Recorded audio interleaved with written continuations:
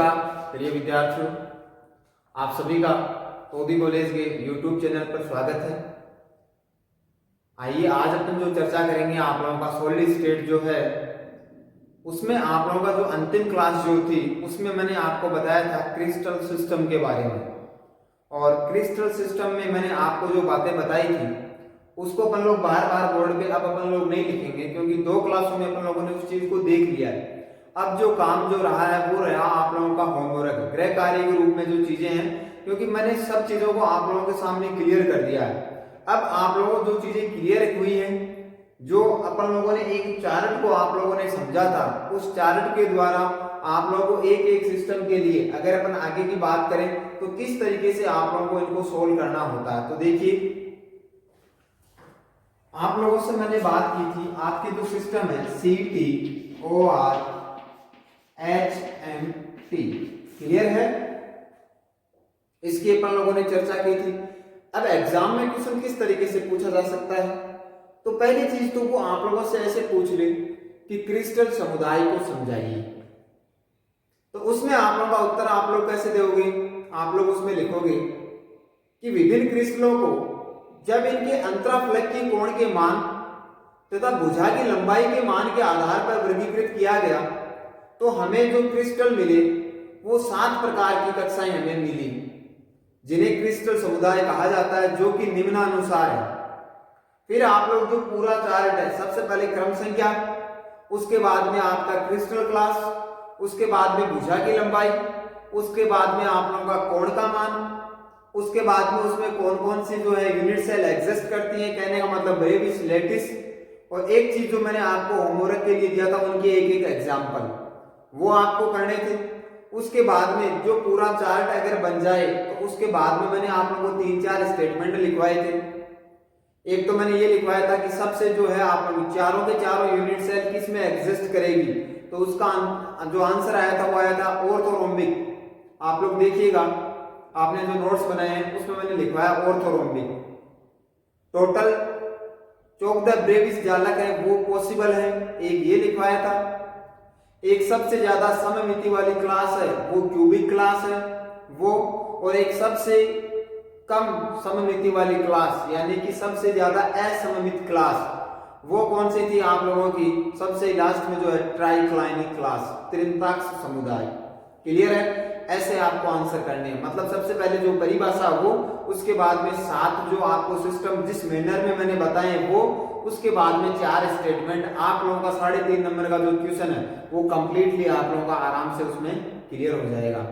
लेकिन अगर वो आप लोगों से अब ये पूछ ले कि निम्न पर संक्षिप्त टिप्पणी लिखिए, एक तो आपको को दे दे आप लोगों को जो है मान लीजिए हेक्सागोनल क्लास दे दे, एक आप लोगों को ऑर्थोरोम्बिक क्लास दे दे। क्लियर है, तो अब यहां पे आप लोग ये कहो कि सर हम तो यहां पे A बराबर B बराबर C, ठीक है भाई, आप लोगों ने बनाया था ना A बराबर B बराबर C, A बराबर B बराबर C, तो A को छोड़ा फिर ये और फिर ये। इसी तरीके से अगर अपन बात करें तो अल्फा बीटा और गामा बराबर क्या आया था 90 डिग्री। और इसमें और क्या क्या था आप लोगों का प्रिमिटिव BCC FCC और क्या आया था आप लोगों का ECC। तो अब आप लोग जैसे ऑर्थोरोम्बिक आप लोगों से पूछ लिया उसने एग्जाम में, और अब आप लोग जैसे इसका सीरियल नंबर बात करें अपन CT और 3 नंबर। अब इस एक लाइन से तो आप लोगों को जो है मान लीजिए वो 2 सिस्टम पूछता है तो एक कम से कम 1.5 या 2 नंबर का तो होगा ही होगा, ठीक है। तो 1.5 नंबर का मैटर आप लोग ये लाइन लिख करके आओगे तो हो सकता है वो आप लोगों को कुछ भी नहीं दे। तो दूसरा जो अपना क्वेश्चन का प्रकार बनेगा उसमें आपको किस तरीके से सोल्व करना है, तो देखिए सबसे पहले आप लोगों को जैसे उसने ऑर्थोरोम्बिक दे दिया विषम लंबाक्ष, क्या दे दिया विषम लंबाक्ष।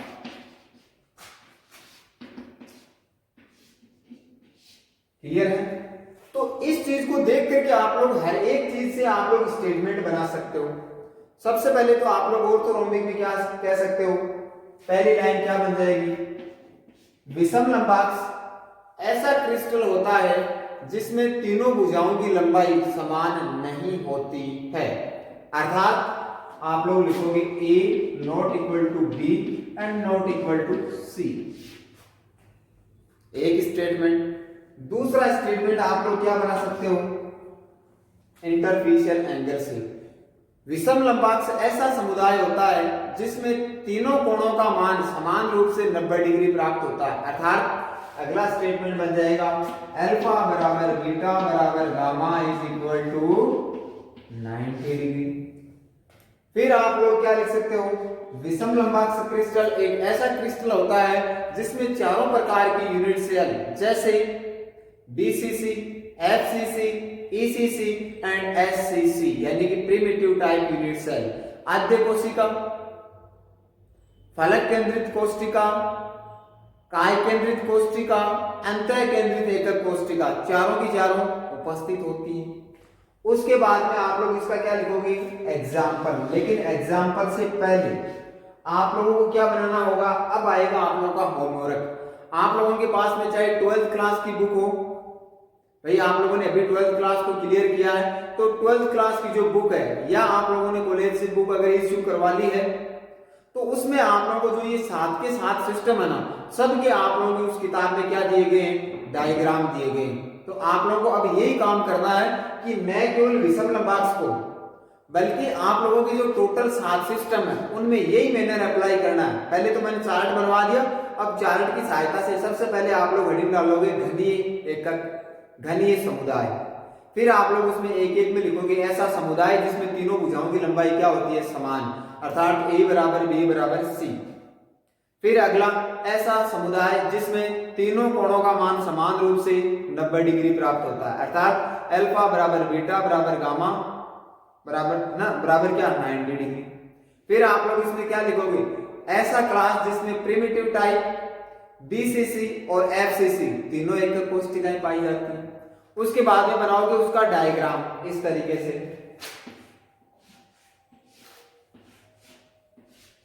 क्लियर है, ये बनाओगे। और यहां आप लोग ये भी लिख सकते हो ए बराबर बी बराबर सी, अल्फा बराबर बीटा बराबर गामा बराबर 90 डिग्री, ये भी आप लोग साथ में लिखोगे। नीचे क्या लिखोगे, घनीय समुदाय, क्या लिखोगे, घनीय समुदाय। और फिर इसके क्या लिखोगे आप लोग, एग्जाम्पल। इस तरीके से 7 के 7 जो सिस्टम है ये आप लोग अपनी कॉपी में क्या करोगे, मेंशन करोगे, ठीक है। जब भी आप लोगों की ऑफलाइन क्लासें होंगी, आप लोग इन नोट्सों को लेकर के आओगे तो मैं चेक जरूर करूंगा कि इसमें आप लोगों ने जो है जो होमवर्क आपको जो बताया गया है, याद रखिएगा, ये सब चीजें मैं याद रखता हूँ, ठीक है। ऐसा नहीं कि सर अभी पढ़ाया उसके बाद में आप लोग भूल जाओगे, ऐसा नहीं है। चेक करते हैं आप लोगों के जो आगे जो क्लास में आपके जो भी भाई बहन बड़े जो पढ़ रहे हैं उनसे आप लोग पूछ लीजिएगा।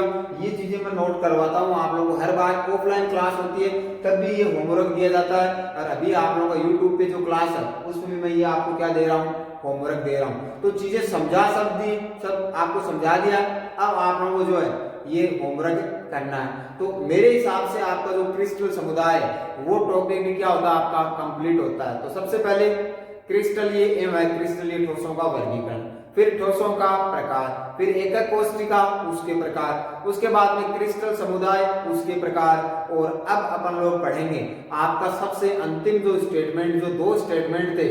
एक तो था कि सबसे ज्यादा सममिति वाला तत्व क्या होता है, सबसे ज्यादा सममिति तत्व किसमें मिलते हैं, घनीय में मिलते हैं। कितने बताए थे मैंने आपको, 23 सिमेट्री एलिमेंट, ठीक है।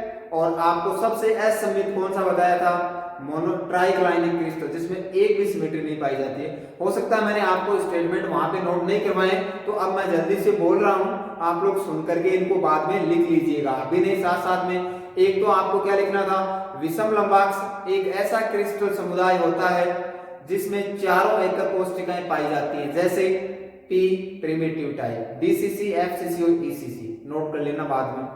दूसरा आप लोगों को मैंने ये लिखवाया था कि इन 7 क्रिस्टलों में टोटल 14 ब्रेविस जालक क्या होते हैं, संभव होते हैं। इनको ब्रेविस जालक इसलिए कहा जाता है क्योंकि सर्वप्रथम इनके बारे में ब्रेविस नामक वैज्ञानिक ने बताया था, नोट कर लीजिएगा बाद में। तीसरा सबसे ज्यादा सममिति तत्व है क्यूबिक घनीय समुदाय में मिलती है, जिसमें कुल 23 सममिति तत्व पाए जाते हैं। एक एक को अभी बढ़ाऊंगा। उसके बाद में चौथा स्टेटमेंट और लास्ट स्टेटमेंट क्रिस्टल समुदाय में आप लोग नोट करना कि एक ऐसी क्लास है जिसमें एक भी सिमेट्री एलिमेंट सममिति तत्व नहीं पाया जाता, और वो कौन है? तिरंताक्ष क्रिस्टल समुदाय। क्लियर है? मेरे हिसाब से आपका ये पूरा हो गया क्लियर। अब आप लोगों का नया हेडिंग है, आप लोग बोर्ड पे देखिएगा, पहली चीजों को समझिएगा, उसके बाद में आप लोग उतारिएगा।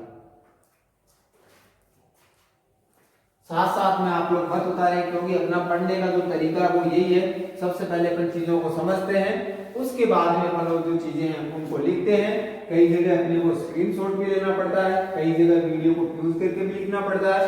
लेकिन ये सब क्यों?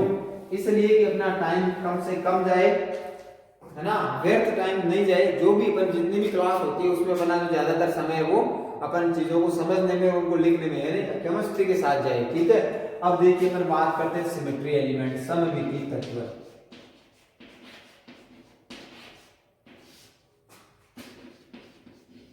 सममिति तत्व जिसे आप लोग क्या बोलते हो? Symmetry element. सिमेट्री एलिमेंट्स बोल सकते हो आप, सममिति तत्व। आप लोगों को पता होगा, पिछली क्लास आपको ध्यान में आ रही होगी, मैंने एक एग्जांपल आप लोगों को दिया था सममिति। बहुत ही अच्छी तरीके से, हो सकता है आप लोगों ने 12th क्लास में इसको सर ने अच्छे से पढ़ाने का कोशिश किए, लेकिन आप लोगों ने उस समय कॉन्सेंट्रेशन आप लोगों ने ध्यान नहीं दिया होगा। ठीक है, लेकिन हो सकता है ये भी कि आपको ये लगा होगा कि यार ये तो थोड़ा सा दिमाग में लॉजिक, अपने को इमेजिनेशन पावर है वो क्रिएट करना पड़ता है, तो आप लोगों ने जानबूझकर इस चीज को समझने की कोशिश नहीं की होगी। लेकिन ये है बड़ी आसान, लेकिन ये तभी है जब आप लोग एकाग्र होकर के इसका अध्ययन करोगे। क्यों बोल रहा हूं? क्योंकि कुछ ही समय में ये चीजें क्या हो जाएगी, आपकी बिल्कुल क्लियर हो जाएगी। जो टॉपिक आपको ये लगता था कि अपन लोगों का ये टॉपिक है, वो अपने समझ में आएगा ही नहीं। देखिए क्या है सममिति। पिछली क्लास में आपको याद होगा मैंने कहा था कि जहां आपके मुंह से यूं निकले कि यार क्या व्यवस्था है, अरेंजमेंट शानदार, उस चीज में क्या होगी? सिमेट्री। ये तभी होगा जब वहां पे कोई ना कोई सिमेट्री एलिमेंट होगा। क्लियर है? जैसे मान लीजिए मैंने एक एग्जांपल दिया था, कुछ घर, जैसे आपने कुछ घर ऐसे देखे होंगे दो भाइयों के, जिसमें आप लोग जैसे अपन बात करें इधर और इधर उनके पोर्शन है, तो जहां इसका किचन है इसके जस्ट सामने इनका किचन, फिर एक रूम, फिर एक रूम, इसके भी वही विंडो है, जहां वहीं इसमें विंडो, मतलब सेम जगह विंडो है, सेम जगह दरवाजे हैं, सेम खिड़कियां हैं, सेम, फिर उसके बाद में कोने के कमरे, फिर ये रूम, फिर ये रूम, मतलब सारी चीजें क्या है आप लोग बिल्कुल इक्वल है। कि अगर उनको अपन दो भागों में बांटे तो ये एक दूसरे के क्या लगते हैं? जैसे ये तो दर्पण प्रतिबिंब है, क्या है ये? जैसे एक दूसरे की दर्पण प्रतिबिंब। तो उसमें आप लोगों ने क्या किया? इनको बांटा। बांटने का मतलब आप लोगों ने उनमें क्या लगाया? प्लेन लगाया, दो टुकड़े कर, मतलब बीच से आप लोगों ने बांटा।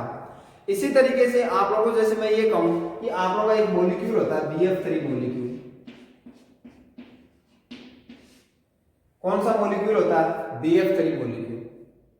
आप लोग मेरे को बताओगे इसमें संकरण क्या होता है? कोई भी स्टूडेंट आप में से 1 मिनट का समय देता हूं आप लोग, BF3 में आप लोग इसकी संकरण, यानी कि इसमें संकरण क्या होता है? वो हाइब्रिडाइजेशन और इसकी जियोमेट्री, ये कौन बताता है? देखिए 1 मिनट में आप लोग इसको निकालो संकरण को।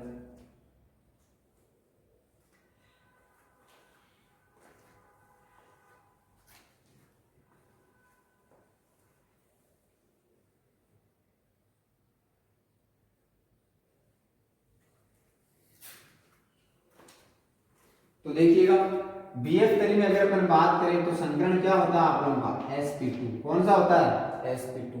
और संकरण sp2 है तो यहाँ ज्योमेट्री क्या आएगी आप लोगों को? ट्राइगोनल प्लेन है। क्या आएगी? ट्राइगोनल प्लेन है, समतल त्रिकोणीय। क्लियर है? समतल त्रिकोणीय का मतलब क्या होता है? ये बोरोन, ये फ्लोरीन, ये फ्लोरीन और ये फ्लोरीन। ठीक है, अब फ्लोरीन तो फ्लोरीन होता है, ऐसा नहीं है कि एक फ्लोरीन को मैं F1 लिख दूं, इसको मैं समझने के लिए F2 लिख रहा हूं, और इसको मैं F3। लेकिन फ्लोरीन में ऐसा कुछ नहीं होता कि एक फ्लोरीन पे आपको F1 मिलेगा, एक पे फ्लोरीन फ्लोरीन होता है। आई बात समझ में?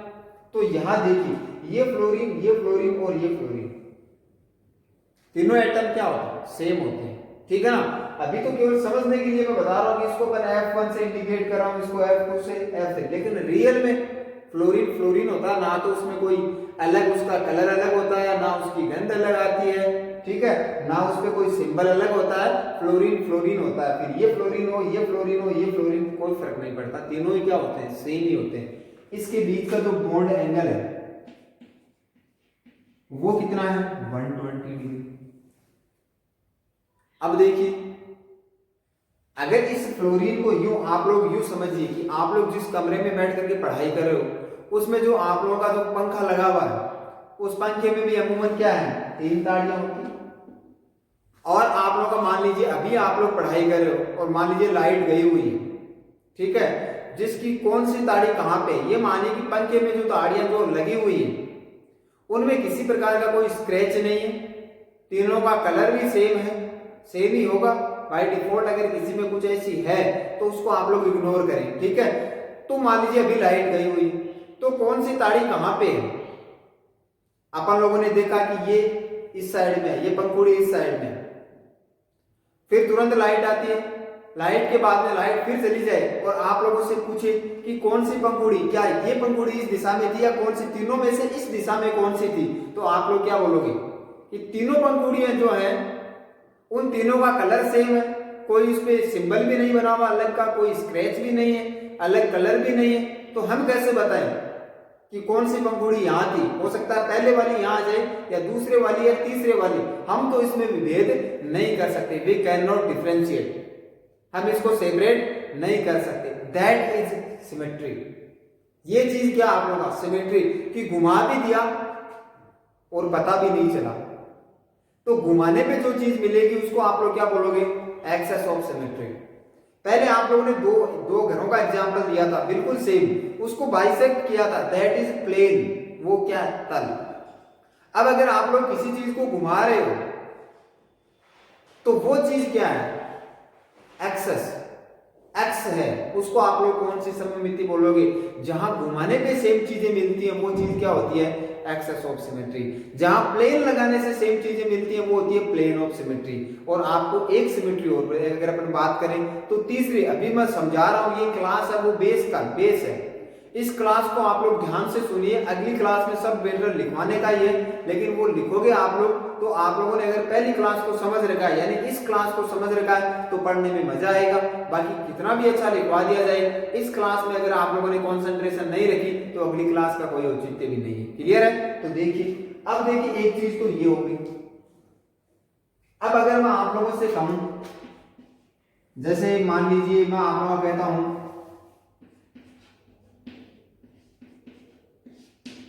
NiCN4- 2, आप लोगों ने पढ़ा है 5वीं क्लास में, 11वीं क्लास में उपसंयोजक यौगिक,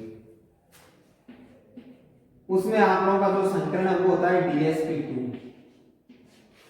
DsP2 संकरण होने का मतलब इसकी जो ज्योमेट्री होती है वो ऐसी होती है। यहां देखिए, अगर मैं आप लोगों का जो निकिल है इसको मैं बोल देता हूं A, और इसको B, इसको B, इसको और इसको B।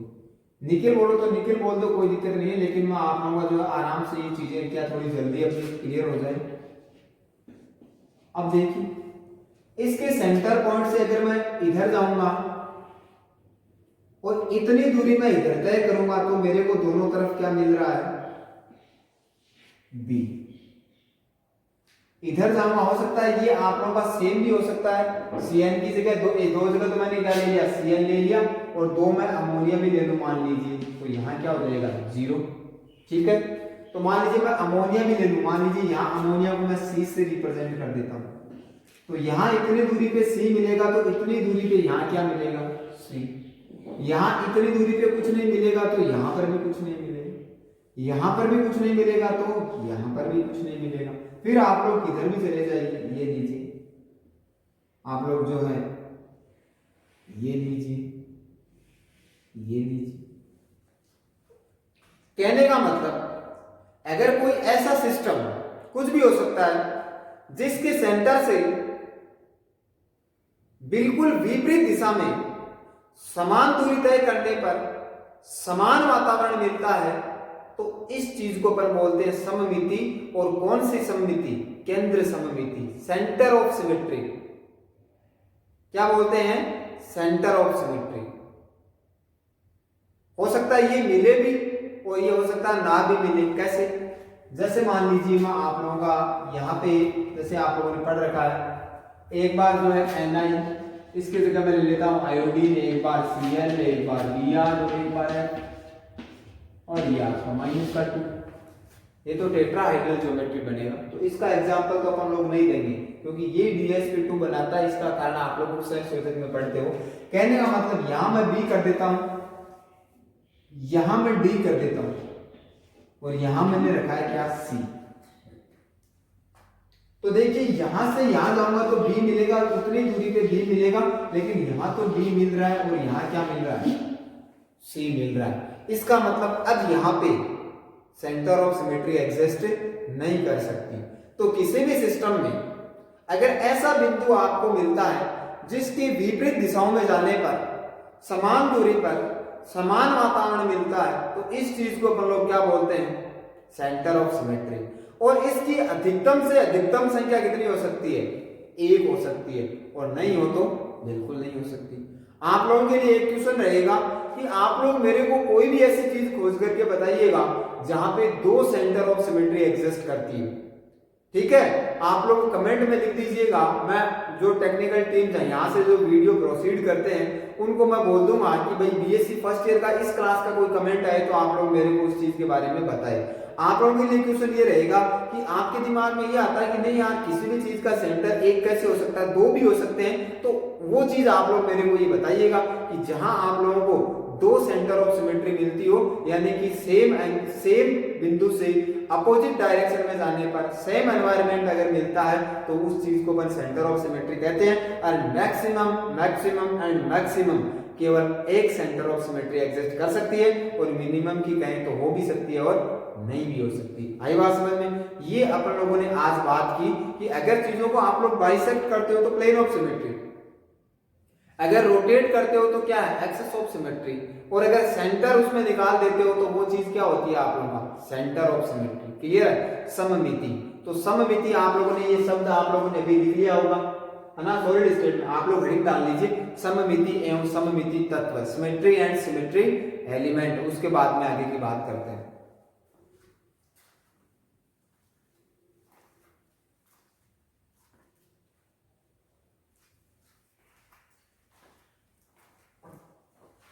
Symmetry and symmetry element.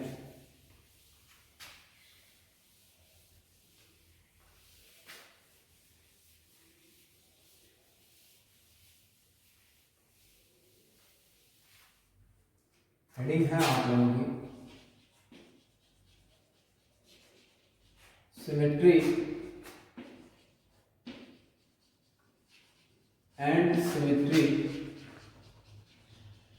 Elements.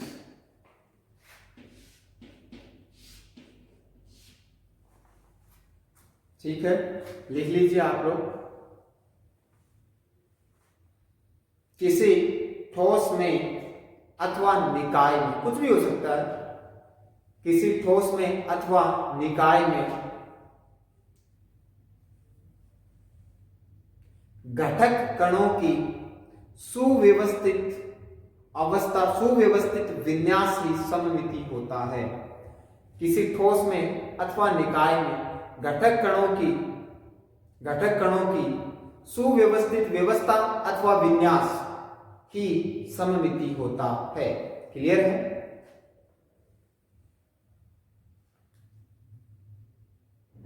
Where arrangement of constituents particle is symmetric। ठीक है, आगे आप लोग लिखिए। ठोस में हम सामान्यतया निम्न प्रकार की सममितियों का अध्ययन करते हैं। In solid state we deal with following type of symmetry element.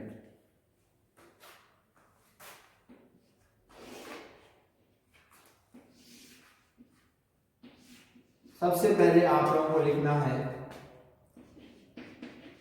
तलीय सममिति, प्लेन ऑफ सिमेट्री। सबसे पहले आपका क्या आएगा, प्लेन ऑफ सिमेट्री। क्या आएगा, प्लेन ऑफ सिमेट्री। उसके बाद में क्या आएगा आप लोगों का, अक्षीय सममिति। अक्षीय सममिति, that is axis of symmetry. ये क्या है आप लोगों का, एक्सेस ऑफ सिमेट्री। और उसके बाद में आएगा आप लोगों का केंद्र सममिति, जिसे आप लोग बोलोगे सेंटर ऑफ सिमेट्री। नोट कीजिए आप लोग इस चीज को, इसी मैनर में नोट कीजिए।